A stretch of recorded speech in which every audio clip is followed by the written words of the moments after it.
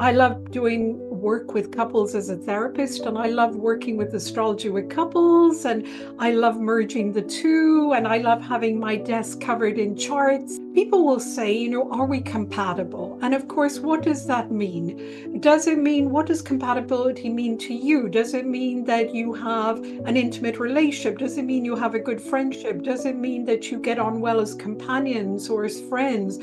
That depends on what people are looking for. And it all depends where people are at. The kind of work we're prepared to do in relationships in our 20s and 30s is often very different than what we might be prepared to do in our 40s, 50s, and 60s.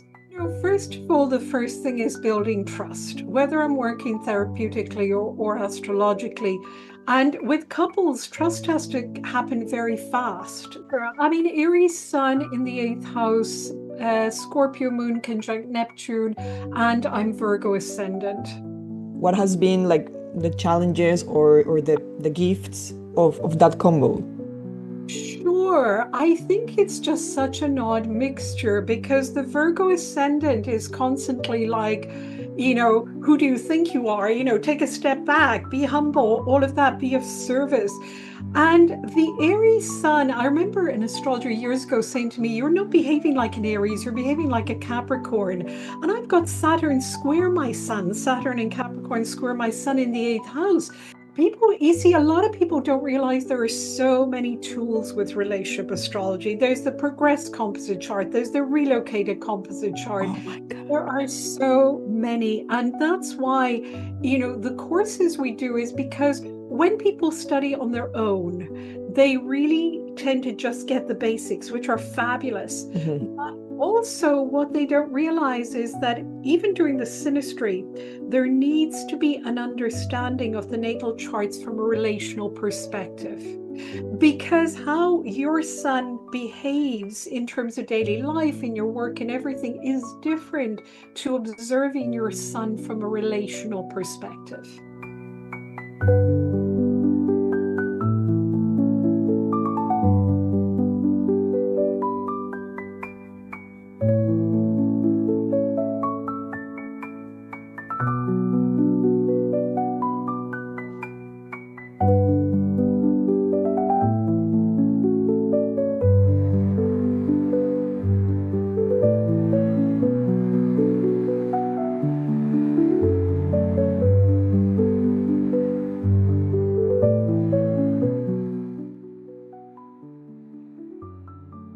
Okay, so welcome back to another Backstage Astrology episode. My name is Myra Medina, and I'm thrilled to be here with astrologer Margaret Gray.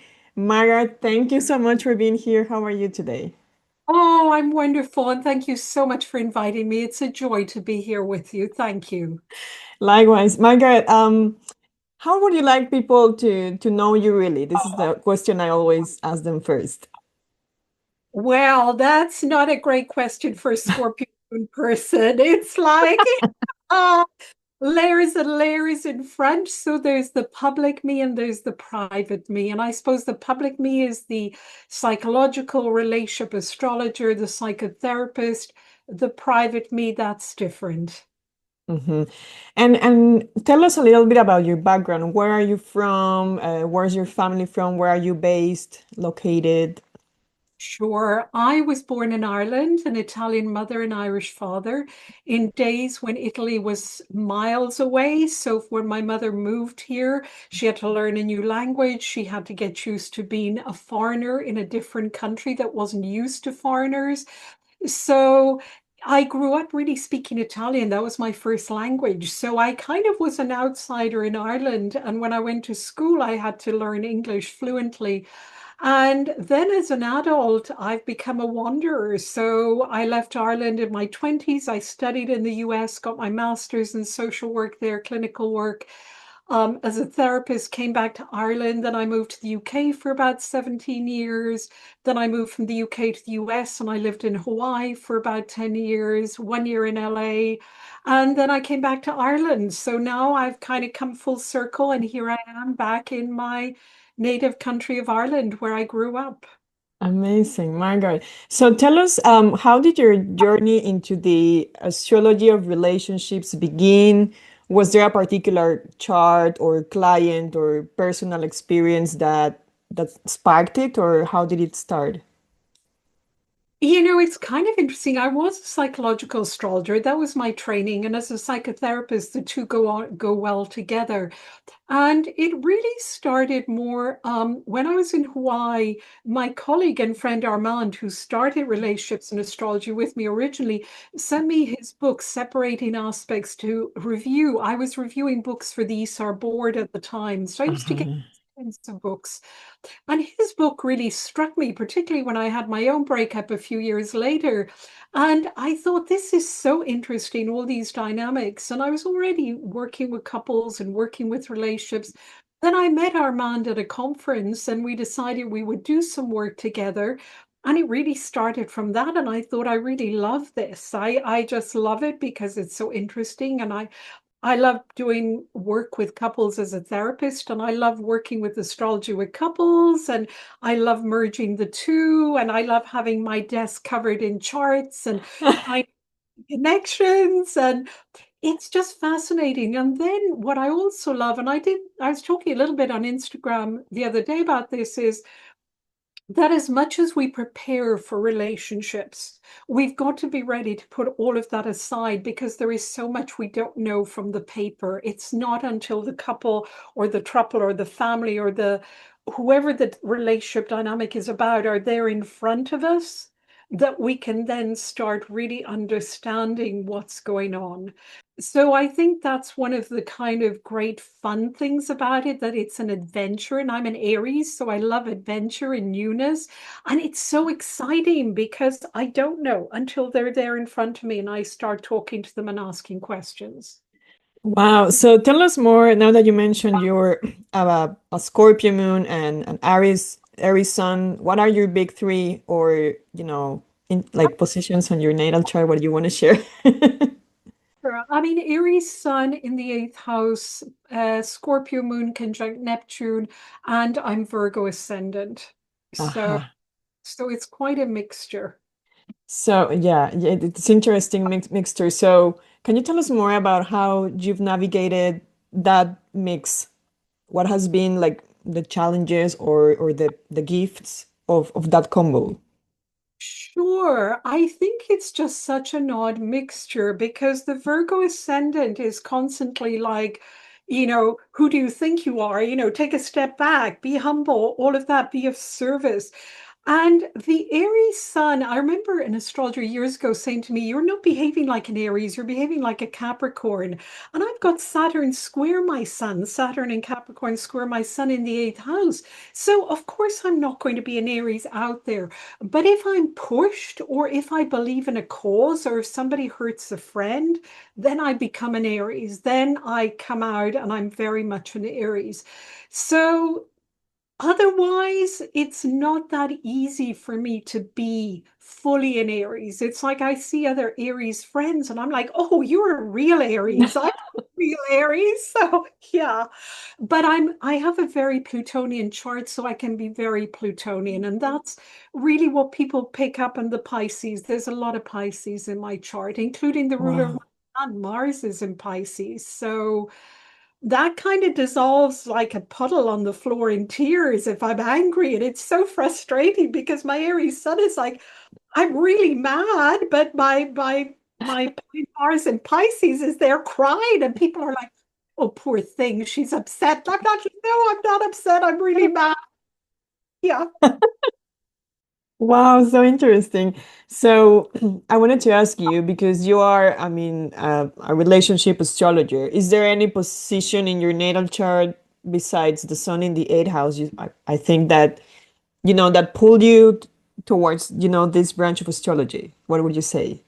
Yeah, I've got Venus in the seventh house. I think that pretty much kind of is the astrological defining factor, and it's part of a yod, so it's a very powerful Venus there.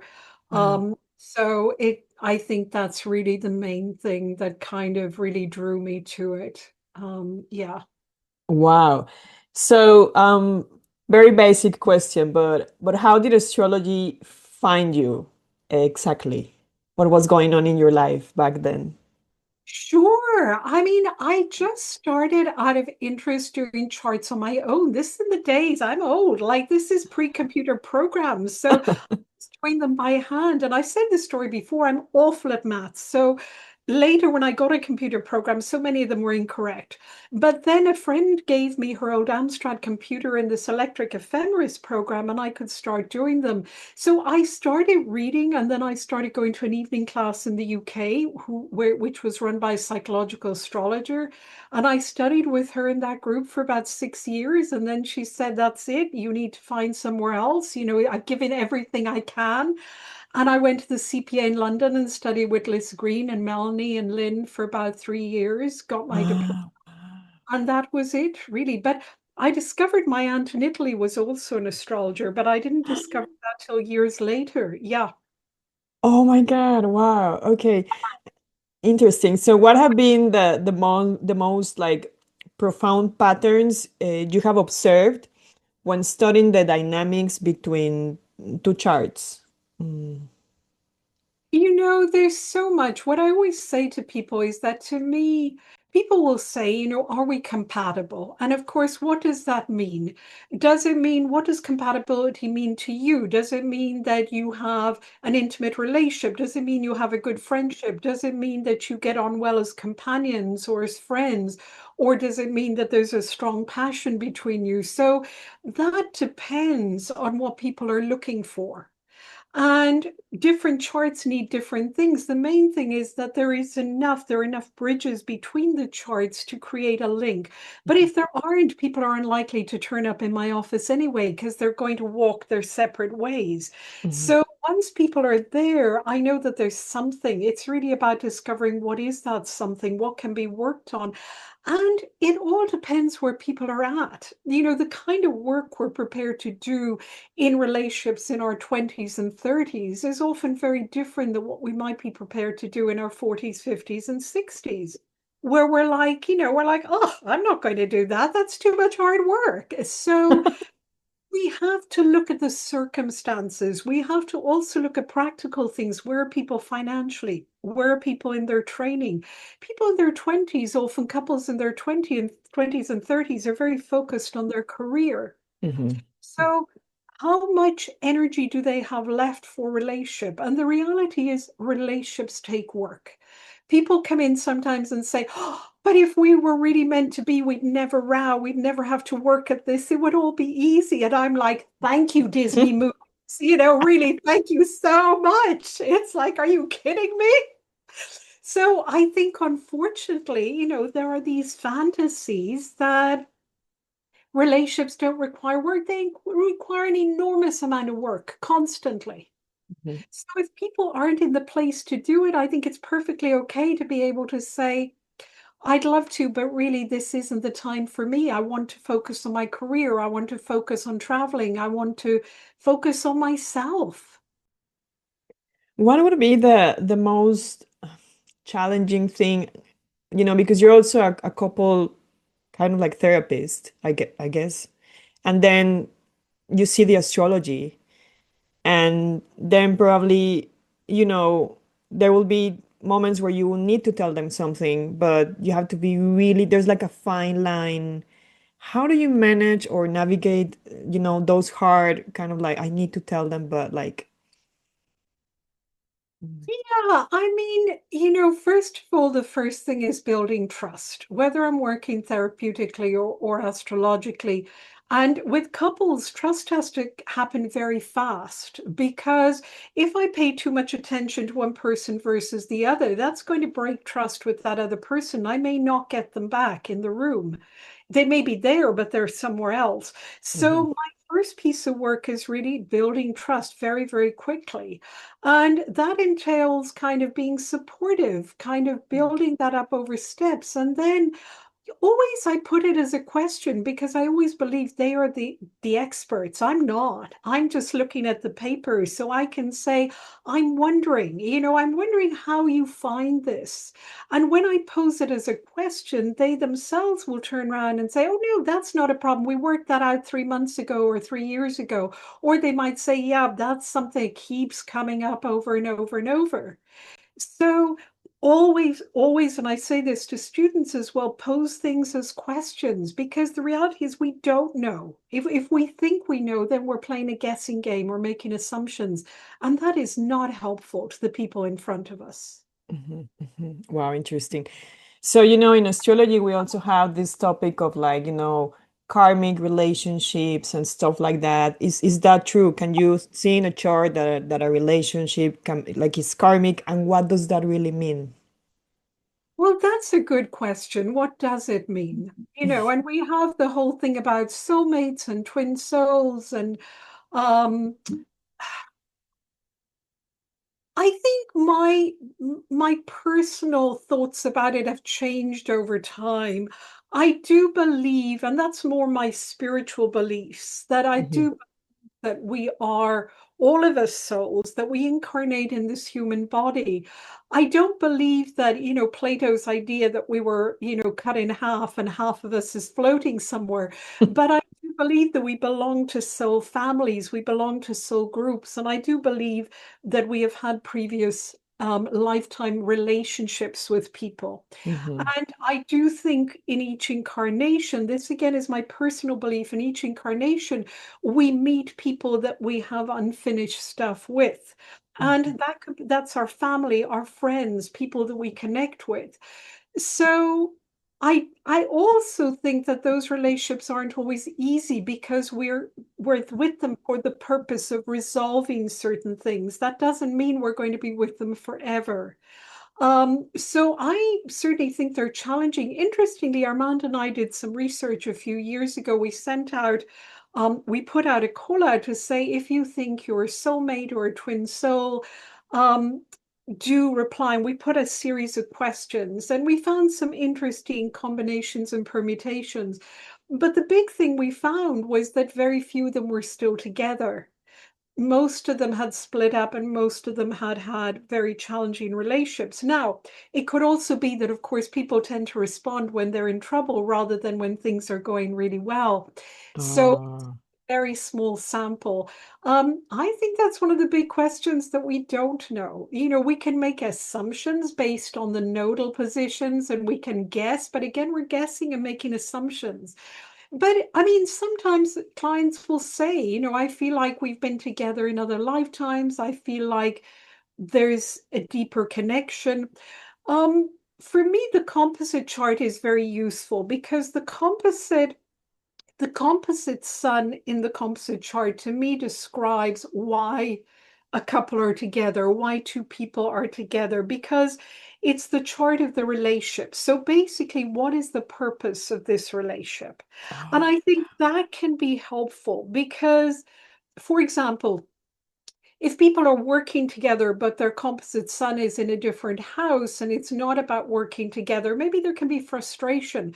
But if they're not working together and their composite sun is, for example, in the sixth house, maybe they're missing something. So I'll say to them, hey, have ah. you considered doing a project together? It doesn't have to be a job, a project or something. And that's a way to feed the relationship because, of course, the composite is the relationship itself. Wow. So, can you clarify maybe for those who don't know the difference between a composite chart and the synastry chart? Because today, when it comes to couples or oh, I like that guy, I think most people look at the synastry chart without knowing that there are like different types of charts when it comes to relationships. So, what Of would be the main difference? Whereas synastry is basically you've got two charts and it's the overlap between them, what they have in common, what they don't. If we did our synastry, for example, now it would be what does my chart awaken in your chart and what does your chart awaken in my chart?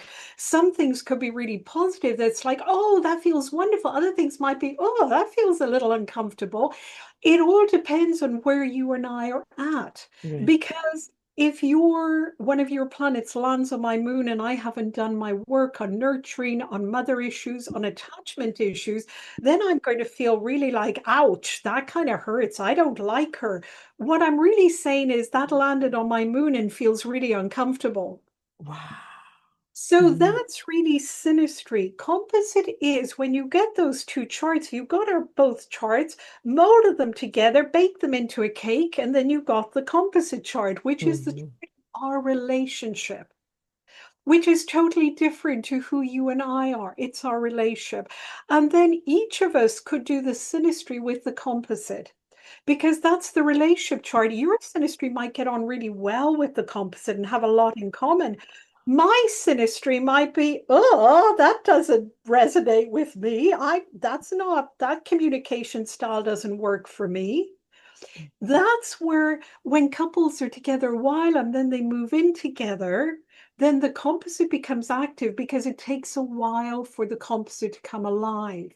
And suddenly they're coming to therapy and saying, we were doing fine when we weren't together, we were in different countries and all. Now we're living together, we're killing each other. Like, what happened? Uh-huh. Mhm. And that immediately alerts me composite issues, maybe, and to look at those. You see, a lot of people don't realize there are so many tools with relationship astrology. There's the progressed composite chart, there's the relocated composite chart. Oh my God. There are so many. And that's why, the courses we do is because when people study on their own, they really tend to just get the basics, which are fabulous. Mhm. But also, what they don't realize is that even during the synastry, there needs to be an understanding of the natal charts from a relational perspective. Because how your sun behaves in terms of daily life, in your work and everything is different to observing your sun from a relational perspective. So, Margaret, in you've been working with relationships for a long time, for a very long time. How do you see relationships evolve? Because humanity is changing. We are, every time we are evolving as a collective. What were like, let's say, the issues you saw, I don't know, 10 years ago, 20 years ago, and the issues with the new generations when it comes to coupling? Well, one of the wonderful shifts that I've seen, and this could be just that I'm not getting the same clients, but I think there is something shifting, is initially I got a lot of situations where there were a lot of issues of control, power, domestic violence. That was very, very common. Wow. And often they wouldn't come up at the start of the session and then they would come up later. I am seeing a lot less of those issues. I am seeing a lot more where women, and this was often men being abusive to women, where women are leaving earlier, they're not questioning, they're just leaving and going. And so by the time they're coming to me, if there was an issue of that nature, they have already left the relationship. They're not still in the relationship. So that's a huge shift, which is very heartening. And I hope it is a reflection that there is less of it and that women are able and have the means to leave quicker and the support to leave, which is great. That's one big shift. Also, just very different. The issue of equality has changed. There's so much more equality in relationships. Expectations have changed. Um, Really, a lot of shifts also around how whether couples want children or not, a lot more openness, honesty, the ability to say, no, we don't want children, or I want a child, my partner doesn't. What are we going to do?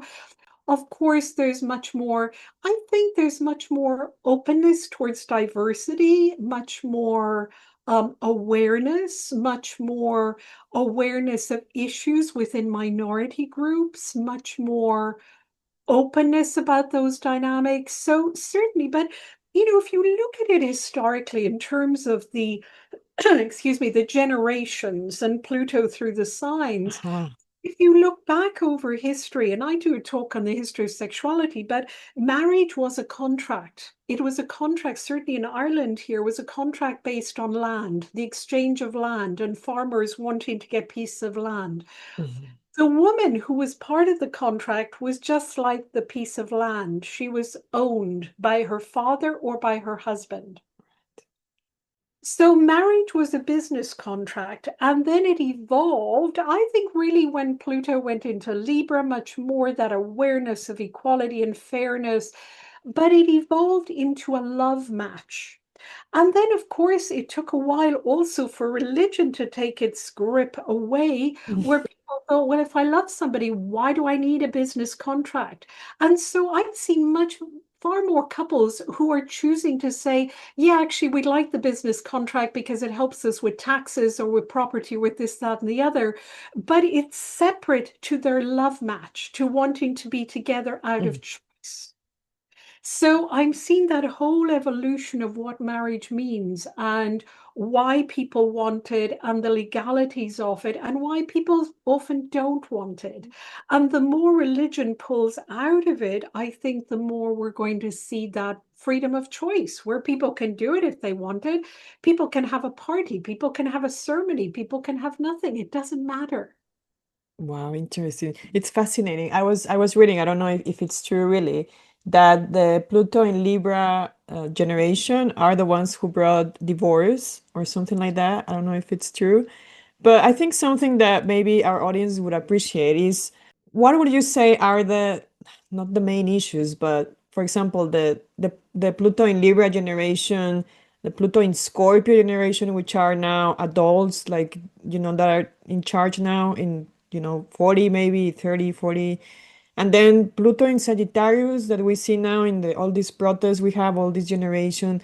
How would you not describe, but what's your take? Or if you how do you notice their priorities when it comes to relationships? Even the Well, Pluto in Virgo, maybe you belong to that generation. I'm not yes, sure. I am. Yeah. And I think it's interesting because a lot of my generation are quite solitary. And even though some of my generation got married very young because it was the thing to do, but a lot of my generation have divorced and have not remarried and have chosen to be on their own in terms of wanting that kind of Virgo sense of, I think we're almost the middle generation where the Pluto in Cancer, it was like Pluto in Leo we're like, yes, I want to be myself, but I also want a friend to do it with or whatever. And Pluto and Okay. Virgo is like, are you kidding me? This is too much hard work. I might as well do it myself, roll my sleeves up and do it myself. So I think those are some of the changes. And I think certainly Pluto is all about empowerment. It's also passion. And how do we find our power? How do we find our passion? And I think Pluto in Libra struggles because it wants equality, and there isn't equality yet. We may think we're done with the feminist movement, but the reality is that as women, we're far from it. I mean, far from it. So there's going to be fourth and fifth and sixth waves of feminism, I think.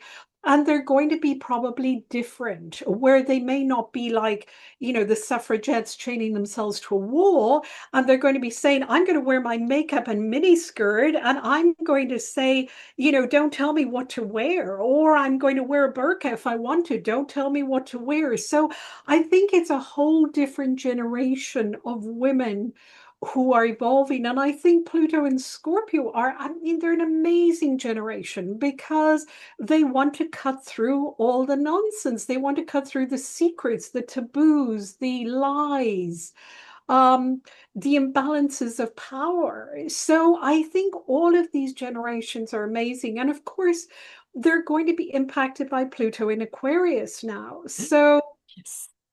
this is the big thing. We're in the midst. I mean, it's so incredible that we're here talking about these things in a time where all three transpersonals are changing signs and are moving from earth and water to fire and air, which is so different. And so this is huge in terms of relationships, absolutely huge.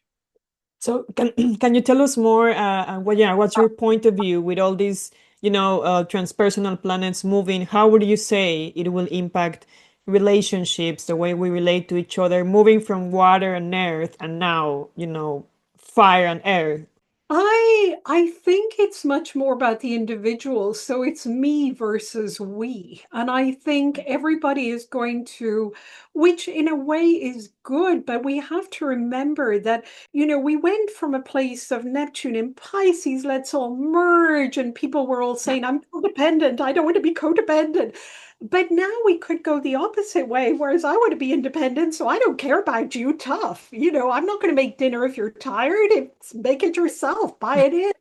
So I think ideally what we need to get to is interdependence and to realize that we, of course, are individuals, but also we do need each other as humans because we're all part of each other and we connect with each other. We need that connection. And I think we're going to be connecting. The great thing is we're going to be connecting across great distances, which we've already been doing, of course, since COVID times and before.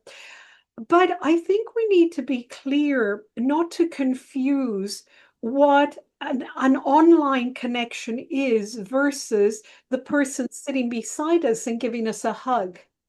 Because we are made of flesh and blood, we're earthy creatures. And so if we forget that, we're likely to feel not only disconnected from them, but also disconnected from ourselves.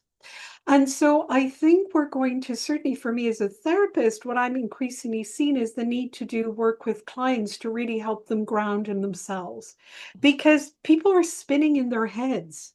And Yes. that's wonderful for research, wonderful for innovation, wonderful for technology. But we have a heart, we have a body, we need that connection. And of course, then there's the whole thing about AI. There was a wonderful panel we had at the recent UK Astrological Association conference on AI and astrology. Uh-huh. And the point I made, which I still stand by, is AI pretends to have a heart, it pretends to have emotions, but it doesn't. It's a robot.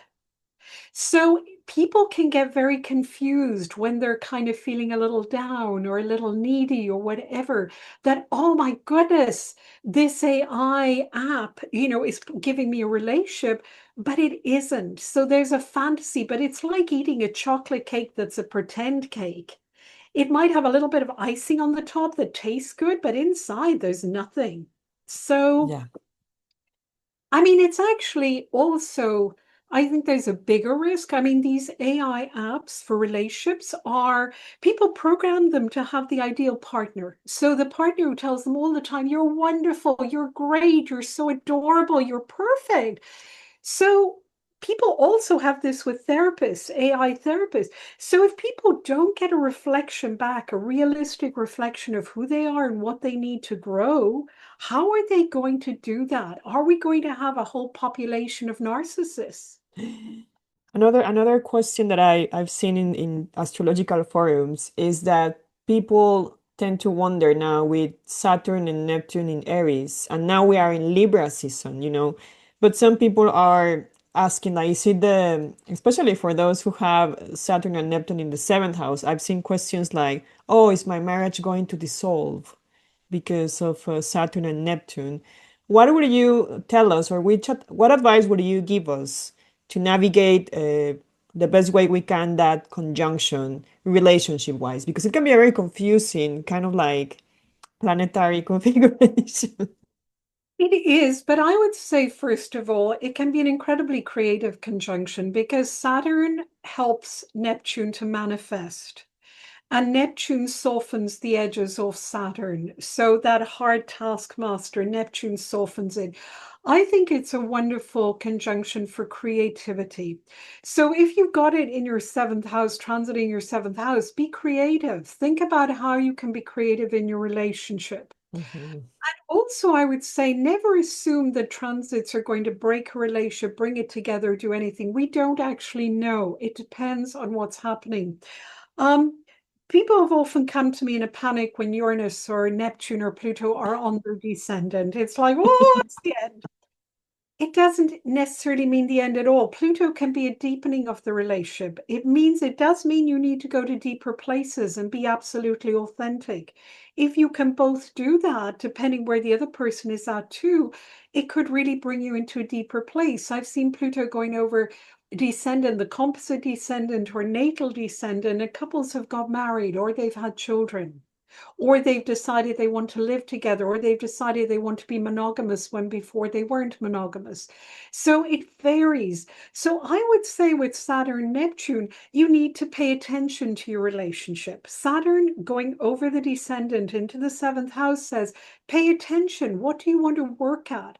And Saturn actually on the descendant can be marriage in terms of building something, a contract. Mm, With mhm, Neptune there, just be aware, keep your eyes open, cross your T's and dot your I's, like be aware mhm, of what you're doing. Don't just do it without thinking.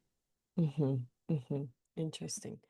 What would you advise, or what would be the main components when you are a therapist and a relationship astrologer? What do we need before counseling other people? What would you say are like the five pillars, or like, Okay, first of all, I would say counseling is a different thing. uh-huh, So I'm being very picky about words, but just to be careful, let's come back to that in a moment. mhm, As an astrologer, I would say, first of all, know yourself. mhm, If mhm, we don't know our own chart, when clients come into the room or come on screen, they are going to trigger anything in our chart that we are unconscious of. That's just how it works, all of these jobs. So know your chart, know yourself, and keep working on yourself. Keep going to therapy, keep going to other astrologers. That's the first thing. The other thing I would say is it's a language. Like any other language, you need to know the vocabulary. And the hardest bit is not the vocabulary, it's the grammar, it's the putting it together. mhm, Again, don't play guessing games, don't make assumptions. Be curious, always ask why. Always think that's so interesting. I wonder what that means. Ask your client, what does that mean for you? mhm, But when I first started astrology, what I did was in those days, we didn't use computers as much, but I just kept a folder and each page I had a section for the planets, the signs, and the houses. And as I learned about them, I added information. So it was my book, my own information. wow. I suggest do that for yourselves. Get experience from clients and think that was interesting how that Mars and Sagittarius acted. Write it down, it's information for you. Do not rely on AI. AI is incorrect, by the way, totally incorrect. It does not get astrology correct. The other thing I would say is always look at the ascendant, the sun, and the moon in a chart. They're kind of really, really important, and the angles. Um, the other thing that's crucial that often astrologers forget about once they've gone kind of beyond introductory phase is the elements. We Mhm, can we can help a client so much if we can see their elemental balance. It's their framework. If there's an element missing, we're always looking to fill that element. And it's really helpful to say to a client, okay, you've got no water in your chart. It doesn't mean you don't have emotions, but it means that you may not dance with them, that emotions might come out and be erratic. And if you're with somebody who has a lot of water, they might describe you as the cold, hard person who has no emotions. Knowing that can be really helpful. So they're kind of some of the basics. But astrology is so complex. I would also say to people, you cannot learn astrology in a couple of weekends, and you cannot learn astrology just by looking at a couple of YouTube videos. Go to classes, go to groups where you have discussions, go somewhere where there is someone who says to you, actually, no, that really is not the way you do it. Because people read something on the internet. We have it all the time with students that say, but I read it on the internet that Pluto on your MC means this, that, and the other, and that's it. I'm like, mhm. oh, no. So it's a bit like driving. If you get into bad habits, I failed my driving test 3 times. So by the time I did it, I had so many awful habits. I had to unlearn how I drove in order to pass my test. And it was such hard work.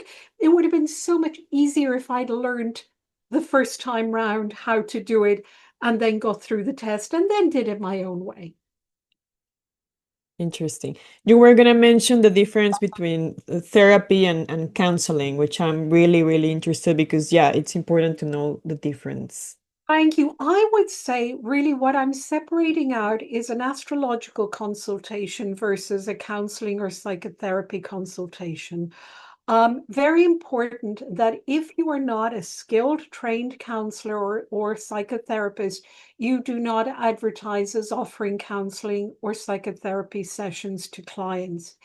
Um, because clients will automatically be drawn and will bring counseling and psychotherapy issues which have a certain gravitas to them, a certain intensity to them.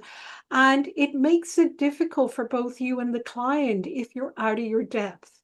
And ethically, it's not okay. So it's very important to say, I'm an astrologer, so I can bring you so far. But if issues come up in the couples counseling or in the relationship counseling that feel they belong to counseling or psychotherapy, just say, hey, here's a list of people you might want to go to, or here are associations you might want to go to. I think for all of us to know our limits is very important. And initially, I certainly know that for me, when I was an astrologer, I was so excited. I wanted to do everyone's chart. So I was constantly offering to do charts. And sometimes I didn't know my limits. Now I'm older and kind of it's much easier. So I would say don't be embarrassed to say I'm out of my depth. It's like when people bring me health issues, financial issues, um, very predictive issues, I'll say I'm not the one for you. Here's the name of people you can go to who can really be helpful. And if I've already started a session and somebody then says, because sometimes clients don't say what the real reason is, or they might say, actually, I've got a really serious health condition that's my real issue. I'll stop the session and say, I'm not the person that can help you, but I have the name of somebody who can. I'll refund them their money, end of story. So I think ethics is huge, huge, huge, and to me, very, very important, and is going to be even more important with so much AI because astrologers, how do you know if you get a written report that it's written by the astrologer or by AI? So I would encourage people to get sessions online, to know who the astrologer is, to make sure they're a member of an organization, to make sure they've got accreditation, that they are trained, how they're trained. That doesn't mean that there aren't some fantastic self-thought astrologers, but check that they have the experience and that they've Mhm. done just for your protection. I mean, you're not going to go to a counselor or a psychotherapist who hasn't done the training. Why would you go to an astrologer who hasn't? Interesting. Thanks for that. I wanted to ask you because obviously I think the younger generations, sometimes I hear my cousins like, yeah, I'm hearing my horoscope from this astrologer on YouTube, but I also hear the Virgo one because the guy I like has a Virgo sun and la la la la. Do you think this is useful to do this dynamic? Because there is so much information right now, astrological information on YouTube, and people tend to listen to their sun or those who are more aware to their rising sign and stuff. What would you say about this? Oh, let's listen to his because he's Capricorn or she's a Libra. Is it helpful, really? Think it is to a degree. I am in favor of sun sign astrology. I've never done it myself. I don't even know how to do sun sign astrology. But what I will say is that it's often the first port of call for people. And it's a reminder that they have a sun sign. Hmm. And it brings their attention to their sun sign. Now, most people will recognize that this can't be accurate for all zillions of us across the planet who have our sun in Capricorn or whatever. So they will take it with a pinch of salt, but it brings their attention to it, and there's something in it that might resonate with them. So I think it's good. And then when people get interested, they realize, oh, we don't just have our sun in our chart, there's lots of other planets too. And that's where the journey starts. But it can be a good starting point. And also, what it does with couples is that, say, one person's sun is in Sagittarius, the other person's sun is in Scorpio.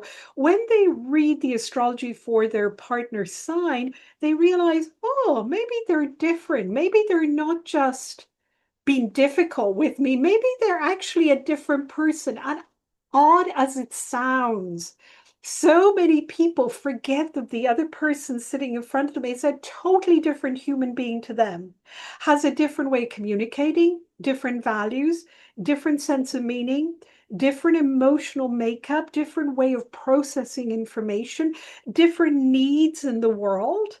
People forget that, particularly in couples. They're like, but why isn't he like me? I would never behave like that. And I'm like, yeah, you wouldn't, but they do because they're different to you. Right. And that takes, it's hard, particularly, when people are really upset and they're like, oh, he keeps doing this. All I want is a bunch of flowers and he never buys me flowers. Instead, then I find out, well, what does he do to show love? Oh, well, he repairs everything and he does this and he gets all the shopping and he does all the laundry and he does this, that, and the other. And I'm like, that's his way. But I don't care. I just want flowers. And it's like, that's where then you start the communication to say to him, hey, you're doing all this great stuff, but that's not what she wants.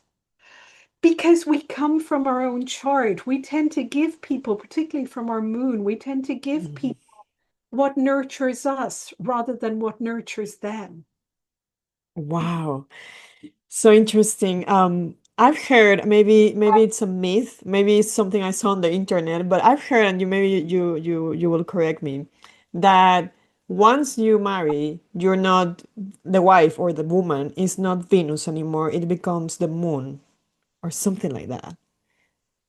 Is that true? I think what's interesting is here we go back in history, originally matriarchal society, where the moon was a strong warrior image. And then the church kind of took over the moon and made her into lunar figures of kind of, and once she became a lunar figure where she became immersed in various religions, certainly I can speak about myself. I grew up a Catholic, so I'll speak about the Catholic religion in terms of Mary, the Mother of God, who was the Virgin Mary. And as a child, I remember even thinking, how could she be a virgin and have a child? This doesn't compute. It doesn't. So once she became the Virgin Mary, the feisty part of the moon, the sexual part of the moon was removed. And that's where Aphrodite comes in, where Venus can be who she wants to be. She is Aphrodite, which is almost like Mary Magdalene, if you think of her in spiritual terms, Oh, Catholic terms. yeah.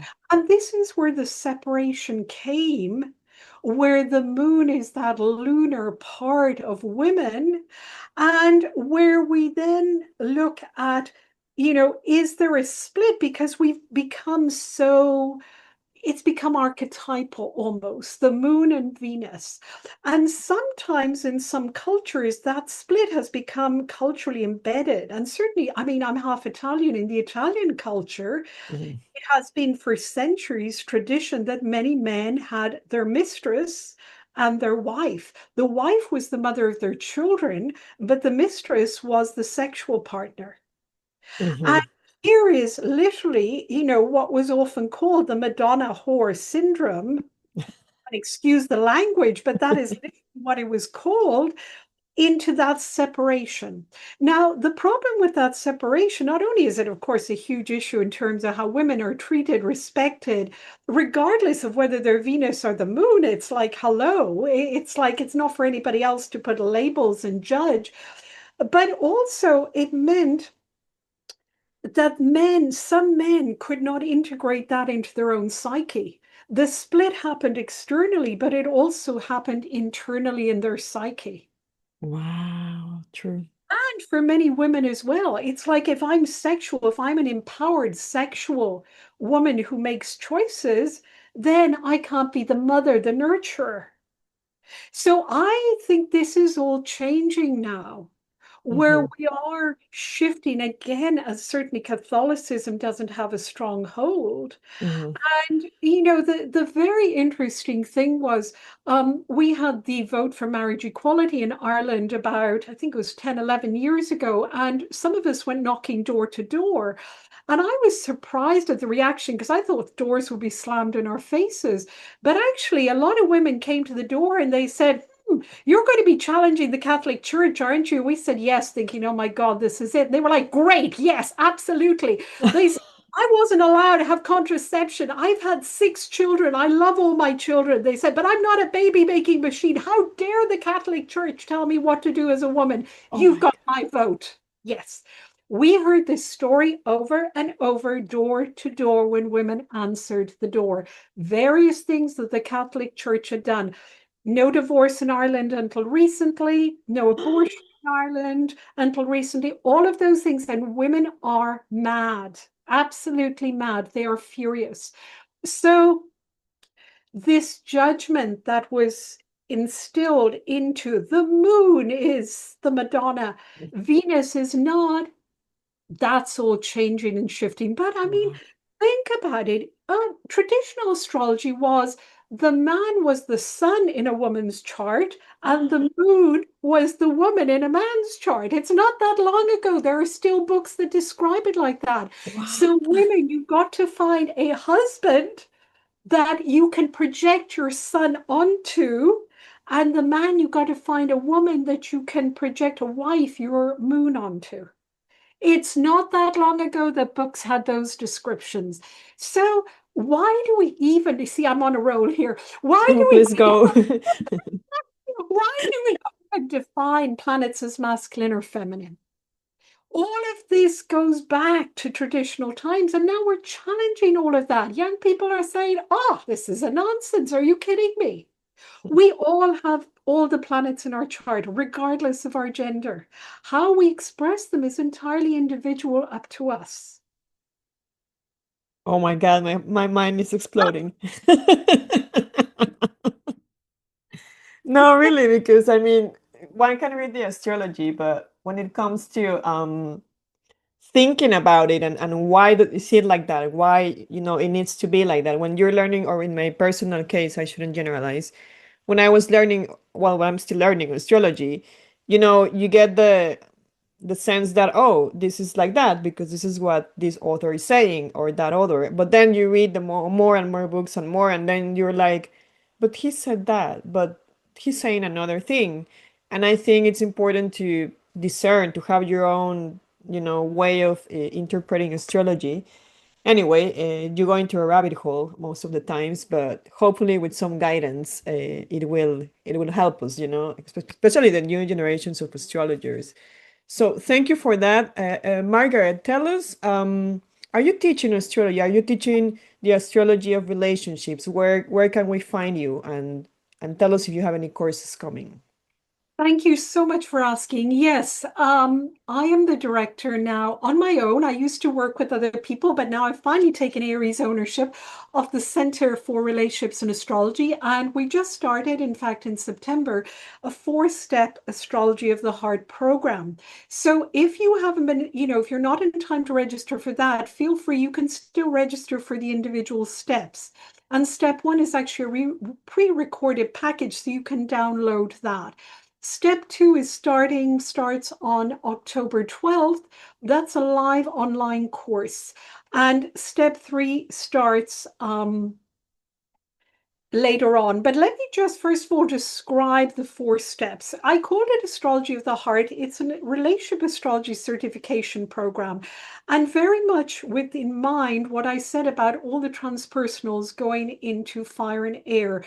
It's a reminder to connect with our heart. That is our strongest connection with anyone. It doesn't matter if we meet somebody in the street or somebody, next door. And the first step was designed to really learn about our natal chart from a relational perspective. So even if you've learned astrology before, but you would like to look at it with a relational lens, do please join us. Rick is teaching on it, Aleo, Carol, Nadia, wonderful Nadia Shah. I see. So I'm doing some classes. So that is pre-recorded. You can download that at any time. That is really the foundational step. Step two, which we're about to start, is synastry and composite charts, and covers every permutation and combination of that, and is a wonderful format. They're an hour and a half classes, lots of room for discussion. Bring your charts of your loved ones with their permission. Step three is going to be its developmental stages. This is a totally new step. Mhm. wonderful Alex Trenoweth is teaching the first class in that on adolescence, because of course she's a teacher and an astrologer. And all of those classes are based on looking at what is the impact of the developmental stages on relationships. How is it different to have a relationship in your first Saturn return versus your second, or to go through a separation in the middle of your midlife transits? How does this reverberate right back to adolescence? So this felt like an important stage that we'd left out before. So if you're listening, you've done our course before, you can sign up for just this step alone, or if you've got a background. Step 4 is a kind of amalgamation of a lot of topics that aren't often discussed. We also do a class on counseling skills. It doesn't make you a counselor, but it gives you some helpful listening skills with couples, with relationships, because it's so different than with individuals. And that's where, of course, we've got the wonderful Anne Ortley as well joining us. She has been part of relationships and astrology for several years. Unfortunately, Rachel Lang couldn't join us this year because she's so busy, but come and join us. There's a great selection. Also, we're going to be setting up some 2-hour live webinars for more advanced students. And I have a whole list of wonderful, wonderful astrologers who are going to be part of that. So I'm not going to say any more about that because at the moment we're focusing on the course, getting that fully launched off the ground, going and everything. And then in 2026, we are planning to get the webinars. Also, my aim is to get courses going in other languages. A lot of astrology courses are only in English, and that is not okay. Having grown up bilingual, I know what it means to have different languages and the importance, because language doesn't just convey the meaning of a word, it conveys the heart meaning. Something said in English translated into Italian means something totally different.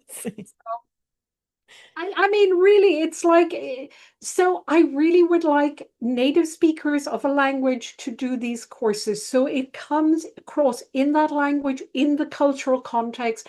So again, I already have some people lined up, and I'm hoping to widen that and yes, to make it international. So the whole aim really is to for it to be an international center. Also, we have supporters. There's a page for supporters to go to. These are people who are supporting, that we are collaborating with each other, advertising for each other, letting people know about all the wonderful courses we're doing. Pluto and Aquarius, it's a time to work with our tribe and to collaborate. Even though I'm an Aries, the only competition I like is with myself. I want to do better. I want to get better, but I do not like competition with others. Maybe it's my 8th house. I think when I get, let's put it this way, when I get envious of someone, it's an incentive to do it myself. It's like, okay, they're doing it, I can do it.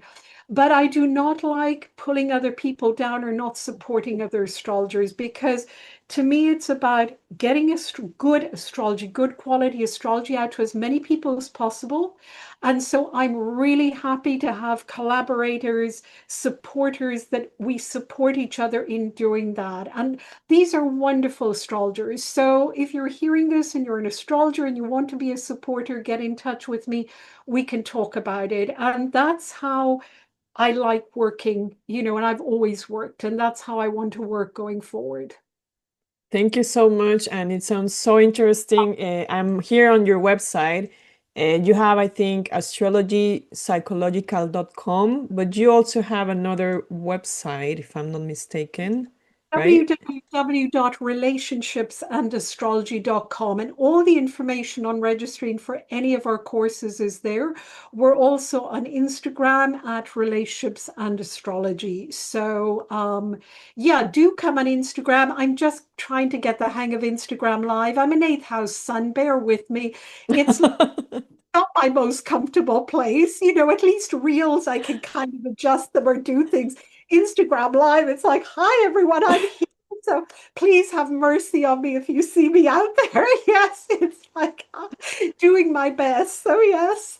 Yeah, thank you so much. I'm gonna leave Margaret's details in the description below, in case you want to check her current course and all her information and her readings as well. So please check it out. It will be in the description below here in this video.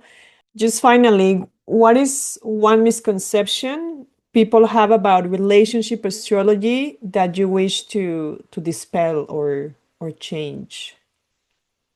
People think we're just talking about romantic relationships, intimate relationships, and we seem to forget. It's amazing how we forget that we are in relationship with everyone all the time, unless somebody is on a desert island. Even then, they're in relationship with the earth.